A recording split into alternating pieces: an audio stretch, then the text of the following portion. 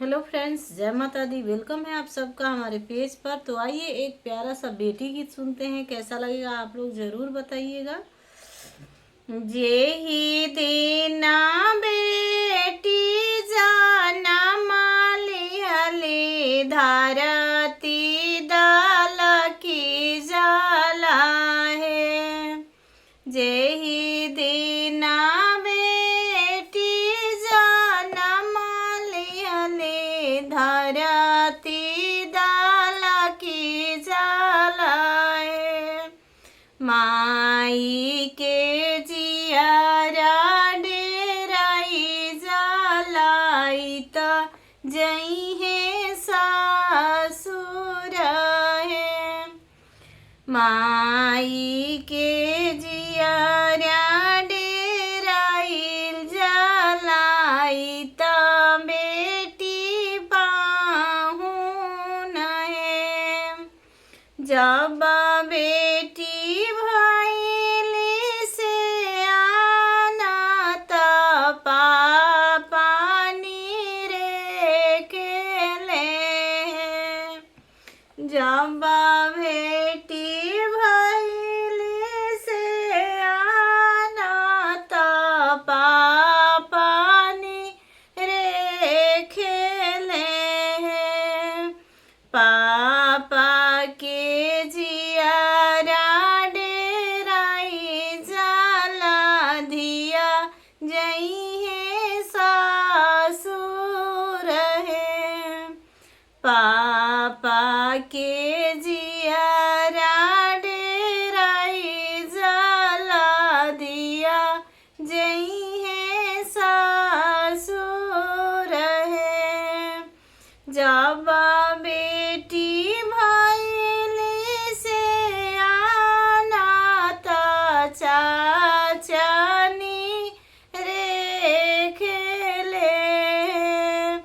चाचा के जियारा डेराई जलाई त बेटी सासुर है। चाचा के जियारा डेराई जाला बेटी जई है सासुर है।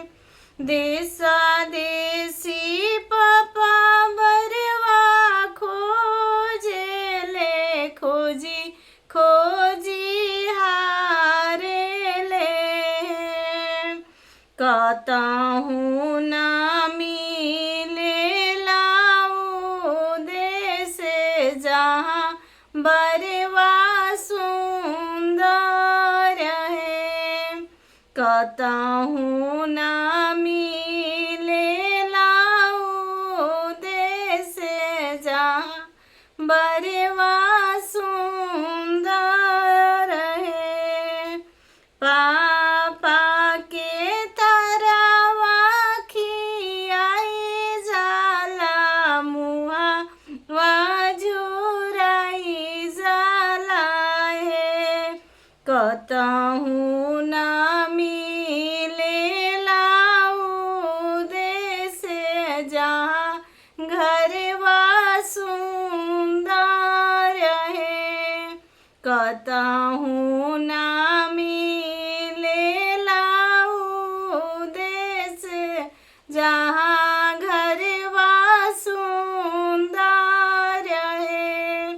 जेहि देना बेटी जाना माली हले धरती दाल की जाल है।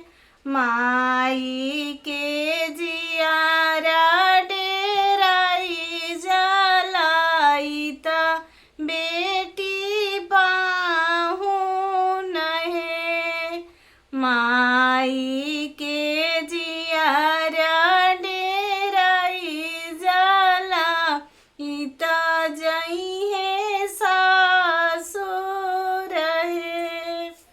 गीत को फुल वॉच करने के लिए थैंक यू सो मच। तो देखिए एक बेटी कितना कष्ट से ससुराल जाती है, और जब बेटी पैदा होती है तो सभी लोग डर जाते हैं कि बेटी ससुराल जाएगी।